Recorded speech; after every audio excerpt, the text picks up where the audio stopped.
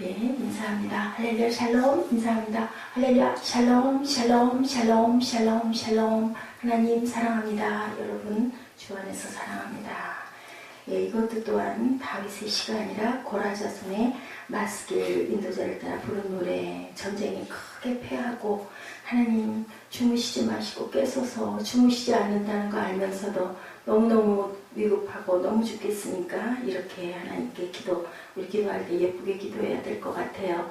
예, 내 그 사정을 다 알더라도 예, 진실되더라도 정말 하나님이 아이고 일어나주지 않으면 안 되겠구나, 주무실 일은 없으시죠. 그런 마음이 들도록 이렇게 예쁘게 정말 죽을 것 같은 그런 상황인데 처절한 전쟁의 패배 속에서 하나님을 간절히 찾는 그런 기도.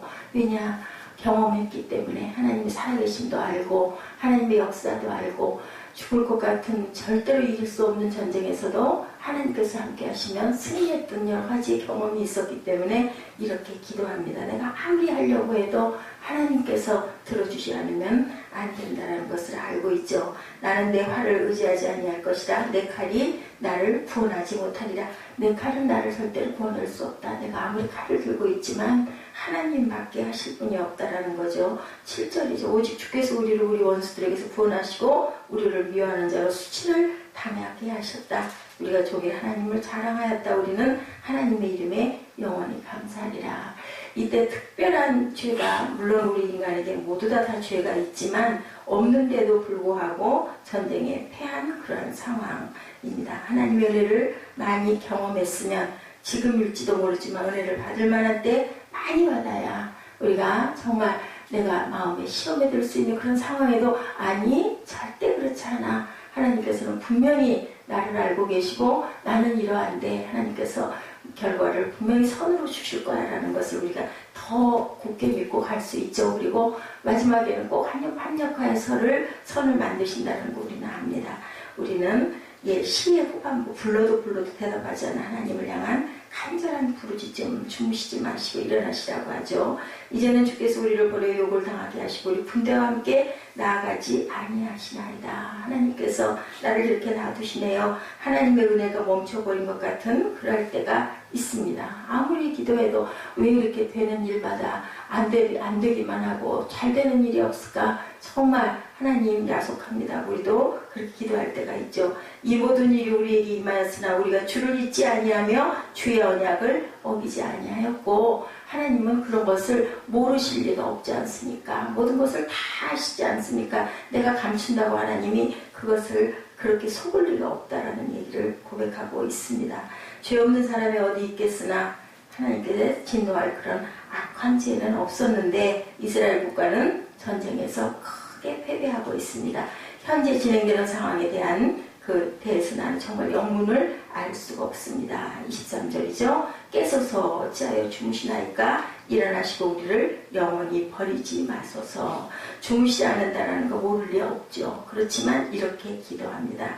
어쩌면 나중에 알 수 있을지, 아마 또 안 되면 천국까지 가야 내가 그것을 깨닫고 알 수 있을지 모르지만 하나님 정말 야속합니다 라고 이렇게 기도를 예쁘게 하죠. 농사에서 흉년과 같은 시기, 흉년의 때는 왜 흉년이 들었는지 원망하기보다는 일단은 먹고 살아야 되는 일이 중요하고 급선무죠. 풍년 때 저장한 것을 뺏어 먹어야지 어쩌겠어. 그래서 풍년 때 우리가 비축할 줄 알아야 되고 저장할 줄 알아야 된다. 영적인 것도 마찬가지죠. 영적인 부분이 고갈이 되어 있고 거의 들어 누울 것 같은 상황일 때 이런 일이 일어나면 정말 엎어집니다. 흉년의 때는 풍년에 저장한 것을 먹어야 된다. 오늘 시인도 흉년의 때, 그러니까 이렇게 하나님을 의지할 수 있는 것, 풍년의 때 하나님의 은혜를 많이 경험했기 때문이라는 것.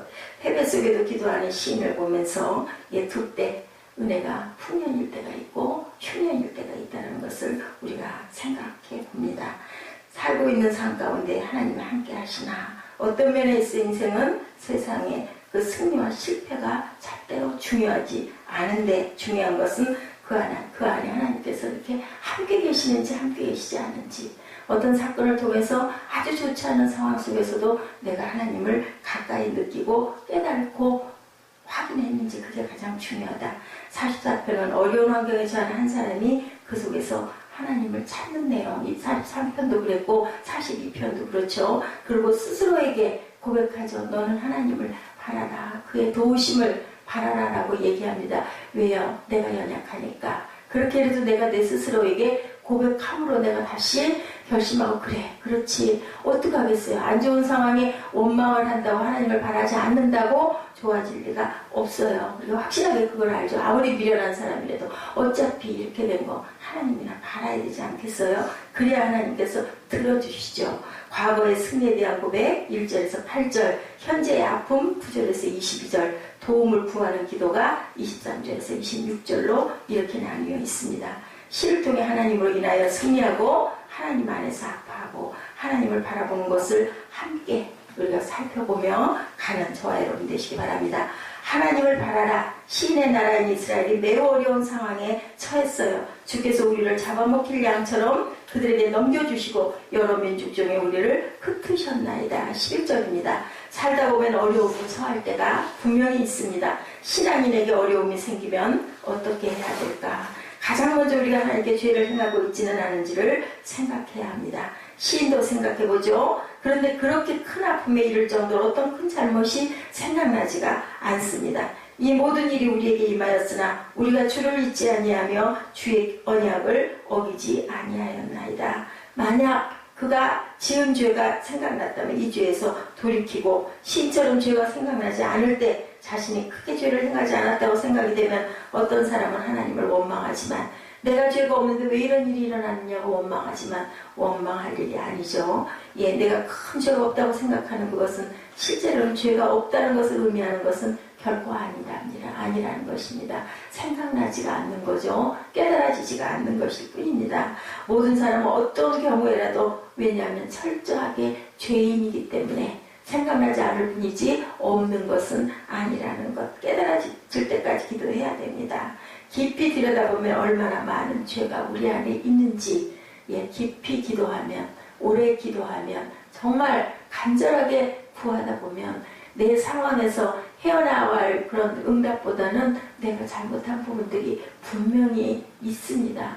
상대방으로 인하여 억울함을 당하고 우겨쌈을 당하고 정말 기가 막혀서 말이 안 나오는 기가 막힌 상황이라도 기도하다 보면 하나님께서 내 죄를 알게 하시고 깨닫게 합니다.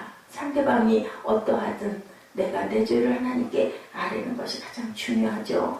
사람은 자신의 죄를 제대로 알지 못할 때가 너무 많고 상대방으로 인하여 가려져 있을 때가 너무 많고 상대방이 나에게 정말 억울하게 그렇게 네가 했잖아 하는 그 원망 때문에 내가 했던 것들의 모든 것들은 생각이 나지가 않아요.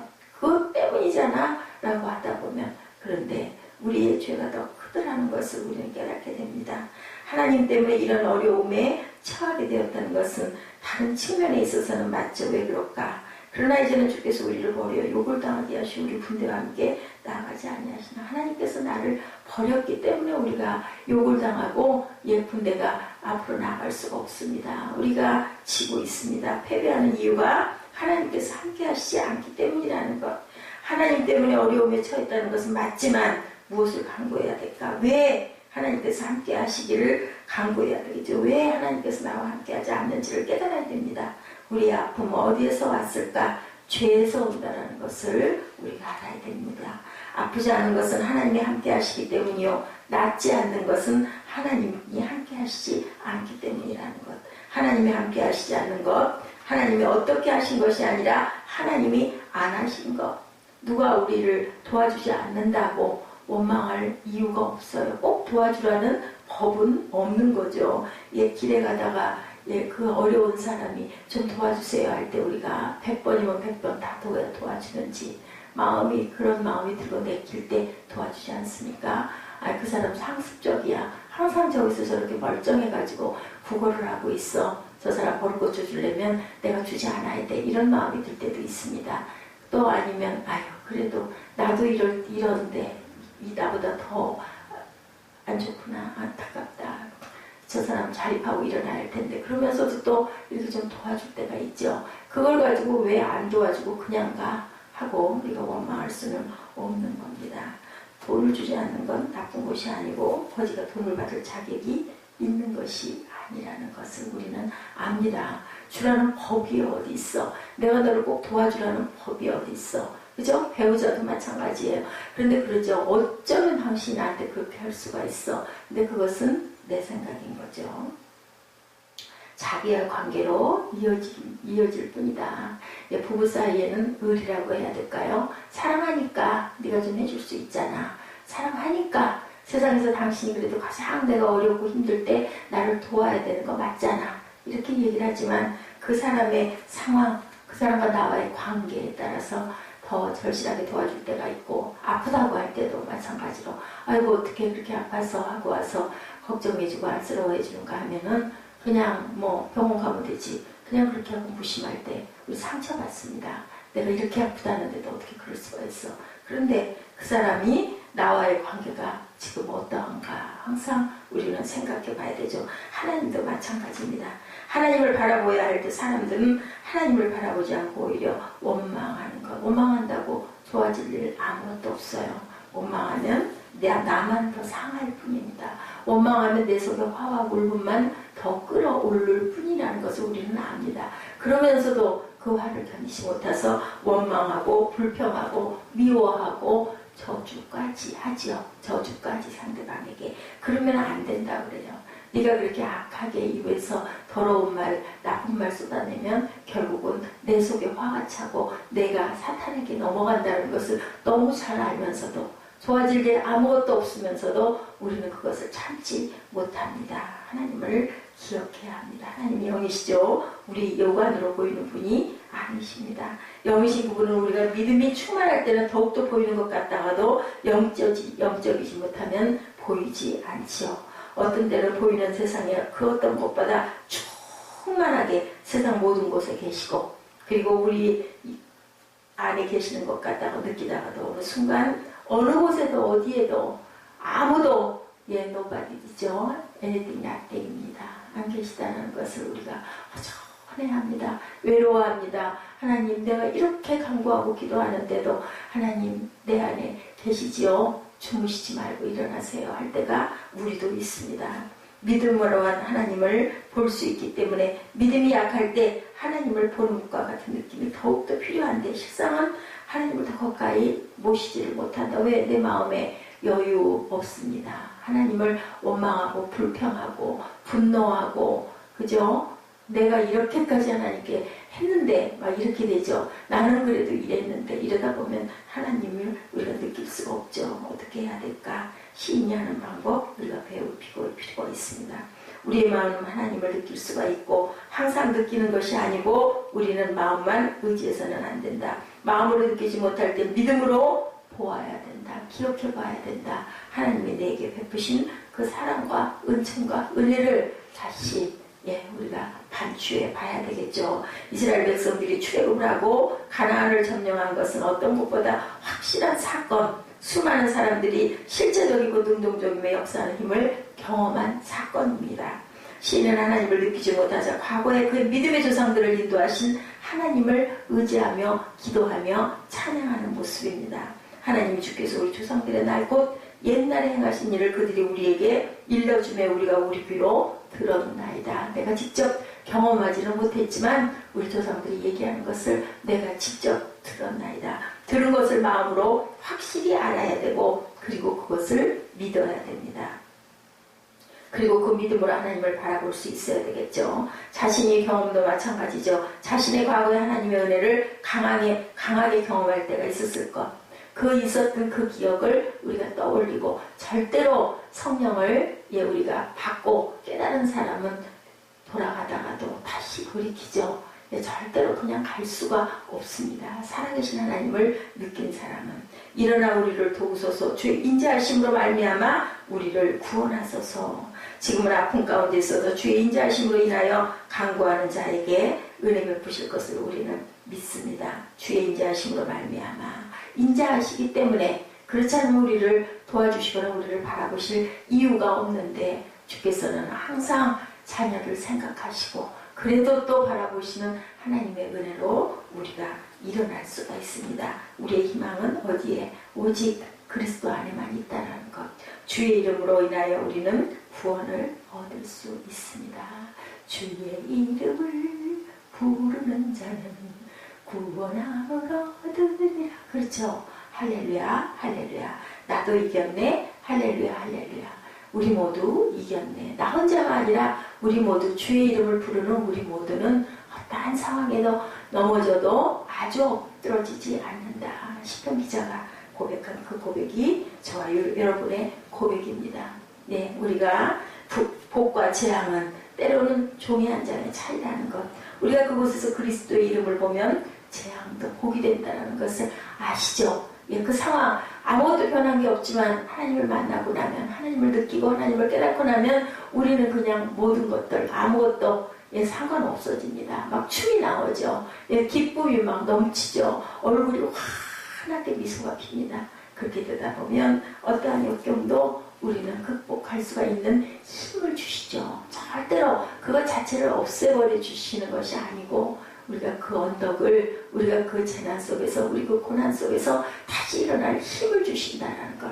예, 풀목불에 던져줘도, 예, 다니엘이 또한 사자굴에 들어가도 사자를 죽여 없애는 게 아니라 사자와 함께 친구가 돼버리고 오히려 사자가 나를 보호하게 되고 불 속에서도 절대로 타서 없어지는 일이 없다.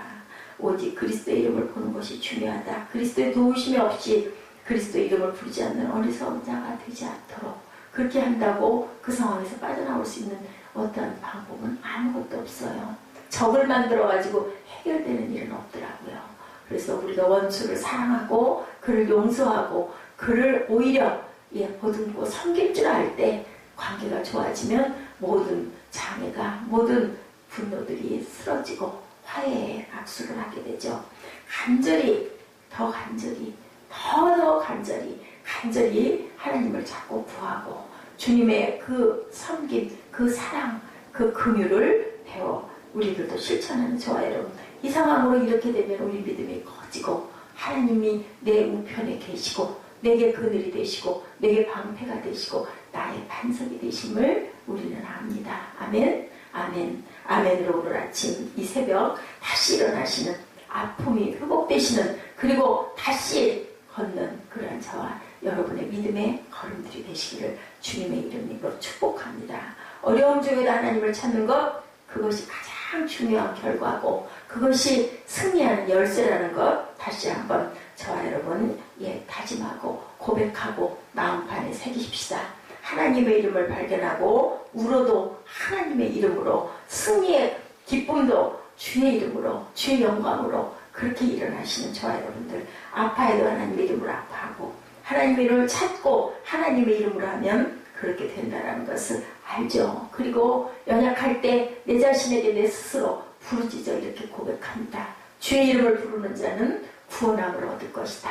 아멘. 그리고 항상 하나님께서 나에게 방패가 되어주시고 하나님께서 나를 다시 일으켜주시고 하나님께서 나를 다시 바라봐 주신다는 것, 그의 얼굴을 구하는 저와 여러분 되시고 오늘도 내 시인의 고백처럼 그런 믿음의 사람, 하나님은 항상 내 우편에 그늘이시고 내 안에 주께서 성령으로 계신다는 것을 믿고 깨달아 구하는, 그리고 승리하는 그런 하루 되시기를 주님의 이름으로 축복합니다. 기도하시겠습니다.